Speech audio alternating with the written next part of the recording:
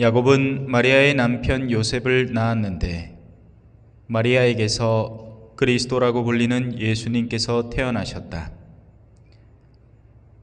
예수 그리스도께서는 이렇게 탄생하셨다.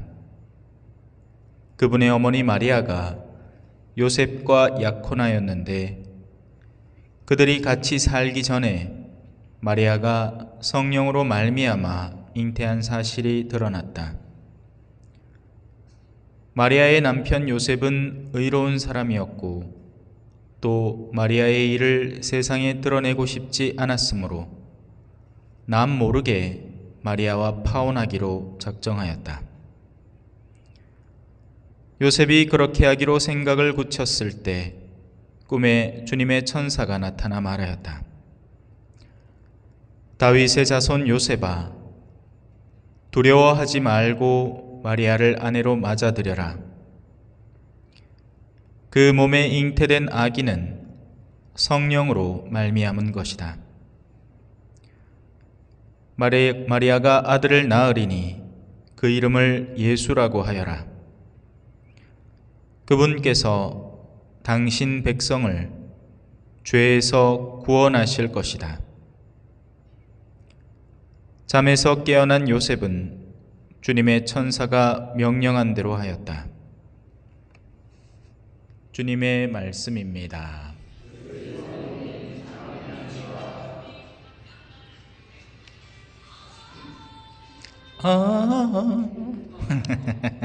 자, 실수하셨네요. 용서해 줍시다. 자, 솔직히 지금 침대에 당장 뛰어들고 싶습니다. 저 경남 양산에 성모 울타리 갔다 왔거든요.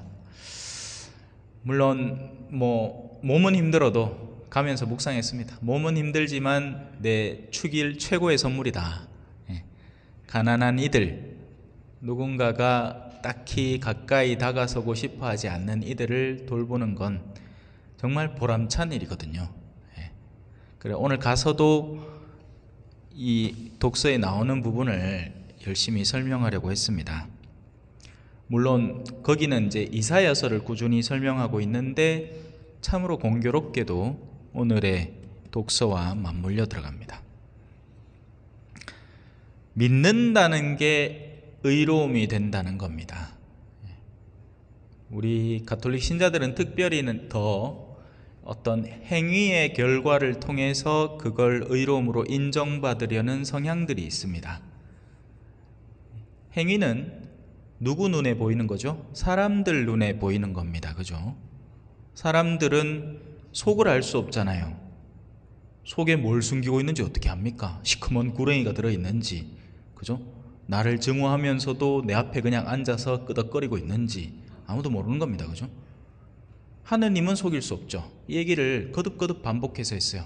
하느님은 모든 것을 보시니 속일 수 없다. 하지만 인간은 속일 수 있으니, 그러니 자, 나를 선한 사람으로 꾸미고 싶어요. 그러면 얼마든지 겉꾸민 행동으로 선한 척을 할 수 있죠. 미사를 사랑하지 않으면서도 미사에 나올 수 있고, 하기 싫은 일을 하고 싶은 듯이 표현할 수도 있고, 실제로는 돈을 사랑하는데 마치 거룩한 것을 사랑하는 양 꾸며댈 수 있다는 말입니다. 그래서 사람들이 하는 것에는 거짓된 행동으로 만들어내는 결과물, 행위의 결과물들이 남게 됩니다. 이 동네 돌아다니며 보면 알죠? 우리가 자랑하는 게 뭔지. 제가 늘 얘기하지만 현수막에 걸 수 있는 것, 비석 세울 수 있는 것, 온 동네 다 붙어 있어요. 얼마 전에 돌아가신 분도 이 비석에 보면 추진위원장 해가 누구누구 적혀 있고요. 그런데 하느님은 그런 행위가 전혀 중요하지 않죠. 대표적인 예가 뭡니까? 예수님께서 사람들이 봉헌하는 걸 이렇게 바라보고 계십니다. 부자들이 어마어마하게 많은 돈을 냈어요. 그런데 사실 많아 보이지만 그들에게는 남는 겁니다. 부자들은 영리하고 계획적이기 때문에 절대 자기가 손해볼 짓은 하지 않습니다. 자기의 원금을 깎아 먹어가면서 뭘 하진 않아요. 절대로. 벌고 충분한 이자를 받고 남는 것 중에서 유용할 수 있는 것을 선한 이미지를 얻기 위해서 쓰는 것뿐이지 상대의 필요를 바라봐 주지 않는단 말이에요. 이게 재밌는 부분입니다. 진짜 도움은 그가 무엇을 필요로 하는지를 봐서 필요하다면 내가 지금 당장 써야 하는 것조차도 희생해서 내어줄 때 그게 진짜 도움이 되는 겁니다. 그의 필요를 바라봐 주는 거예요. 나의 남음을 보는 게 아니라.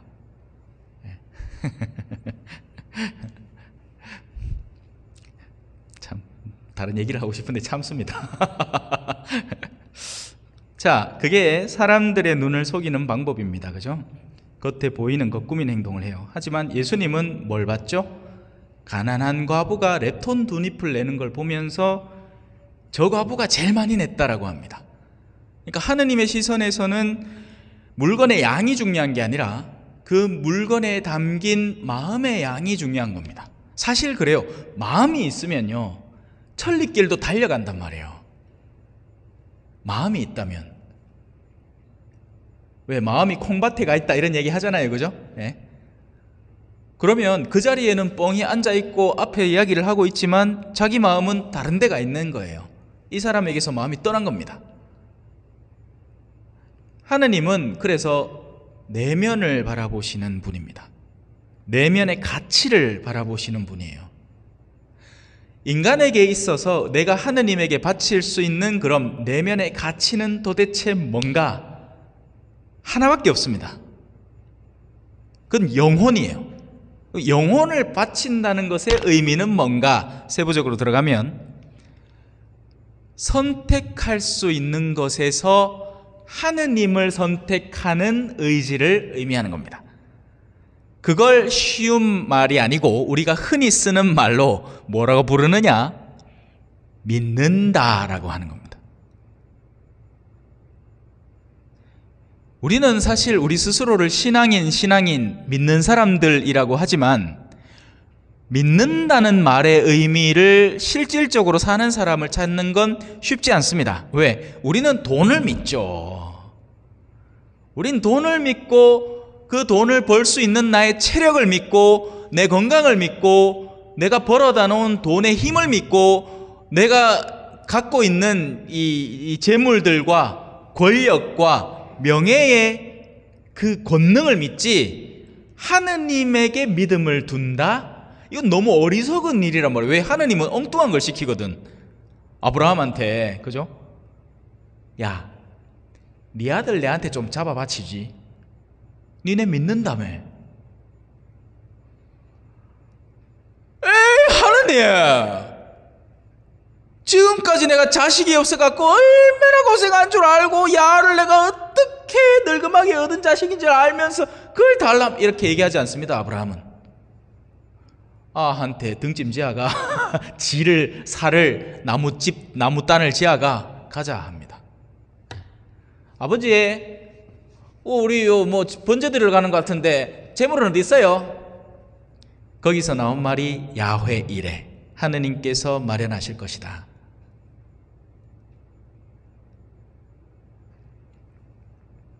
근데 그 속이 얼마나 타들어가겠습니까? 둘도 없이 사랑하는 그 아들이 자기한테 재물이 어딨냐?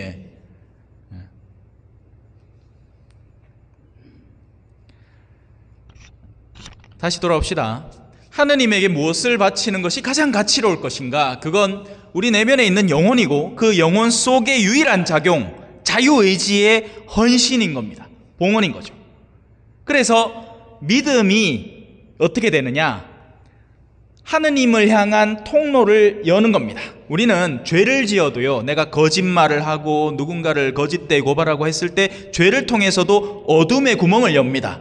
낙태를 한다든지 하면 그냥 내가 애를 떼내고 살인한 것에서 그치는 게 아니라 영혼에 커다란 구멍이 생겨요. 그럼 어떻게 되느냐? 선을 아무리 부어 넣어봐야 그리로 줄줄 새는 겁니다. 그게 막히기 전에.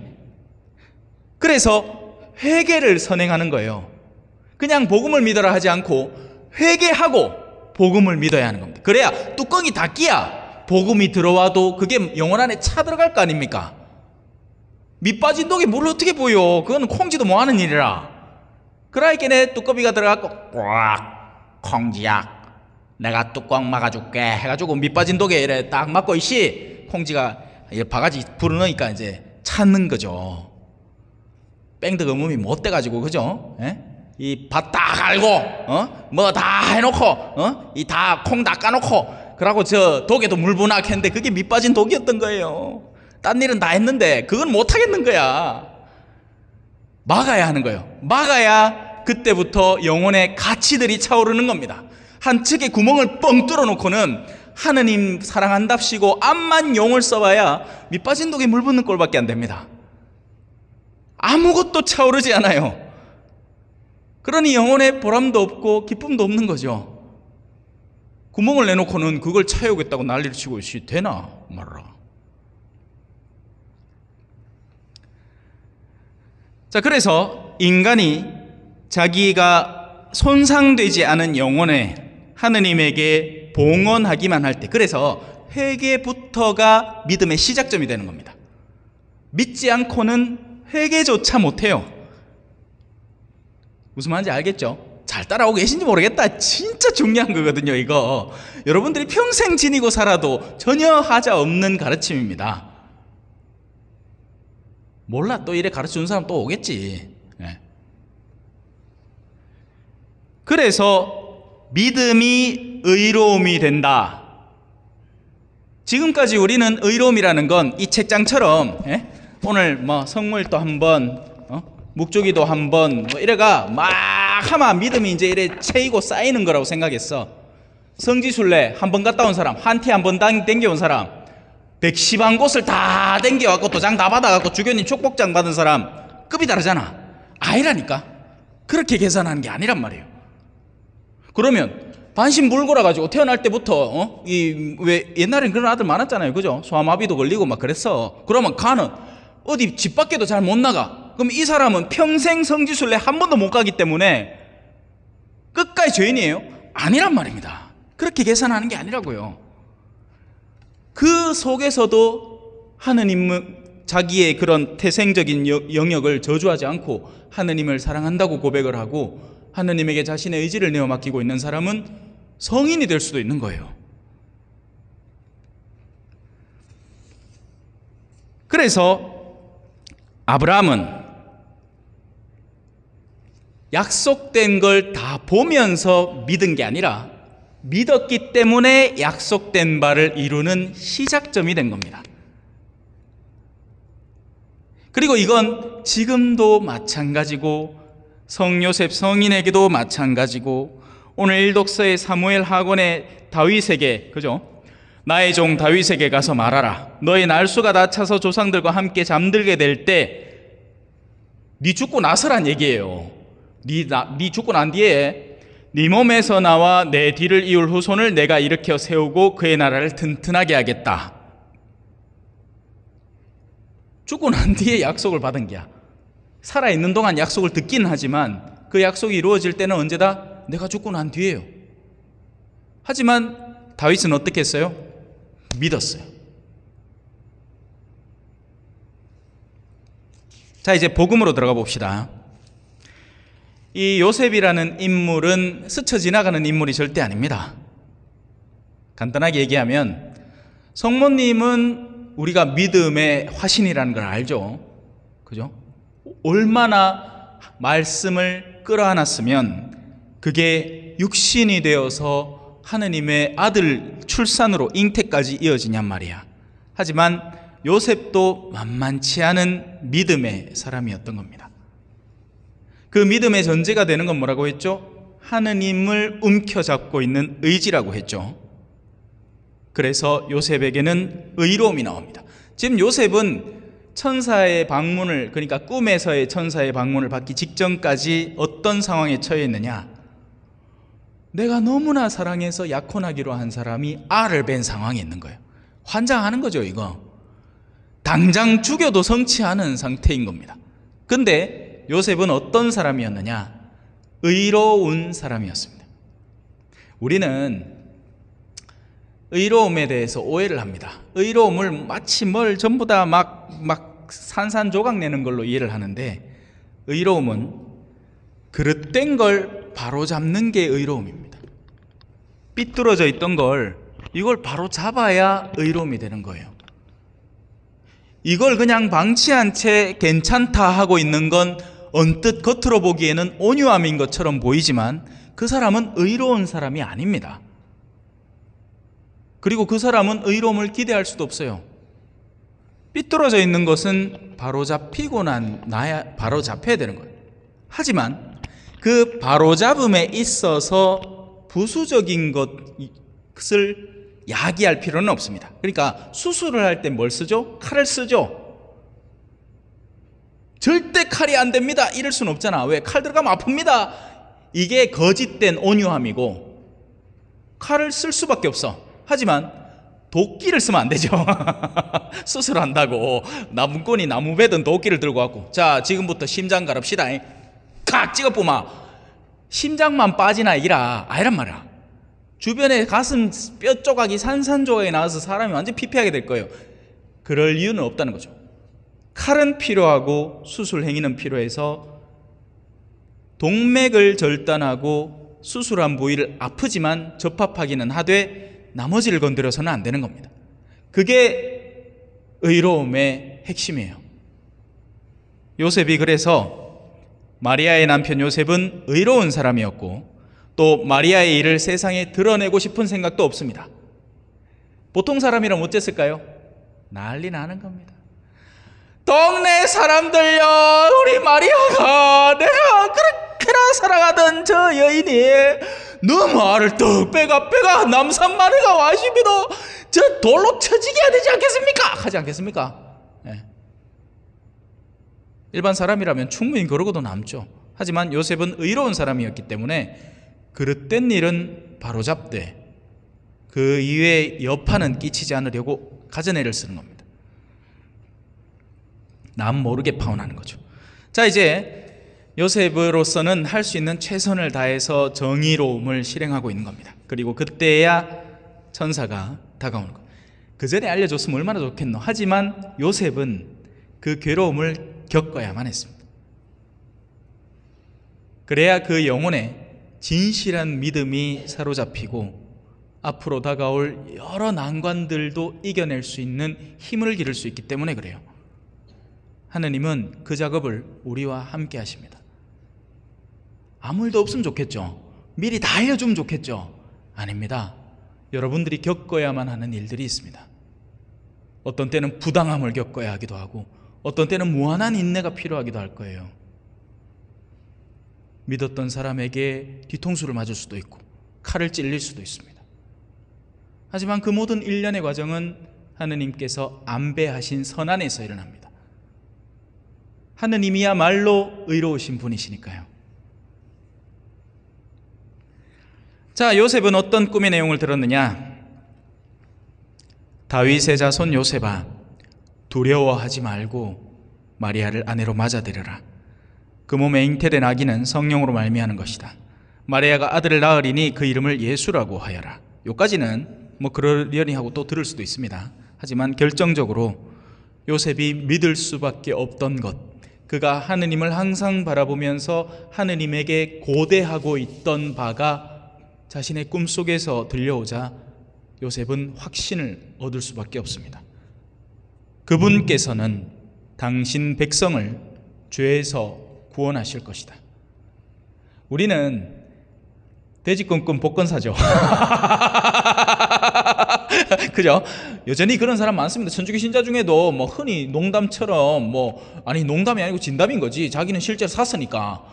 뭔 너무 이상한 꿈 꿨다고 복권 사러 가고 로또 사러 가고 생쇼를 해요. 뭘 믿고 있는 거예요? 여전히 돈신을 믿고 있는 겁니다. 돈신이 나를 구원해 줄 내용을 믿고 있는 거예요. 그러니 그가 만약에 이런 꿈을 꿨어도 그냥 무시해 버렸을 거예요. 못 주라고. 기억도 안 할 거고. 하지만 요셉은 내면 속에 자신의 의지 자체가 하느님에게 건너가 있던 분이었기 때문에 이 말을 그냥 잠자코 있을 수 없었던 거죠. 죄에서 구원될 가능성이 있다고? 그렇다면 이건 내가 내 남은 생을 다 헌신해서라도 지켜야 할 가치다. 잠에서 깨어난 요셉은 주님의 천사가 명령한 대로 하였다. 잠시 묵상하시겠습니다.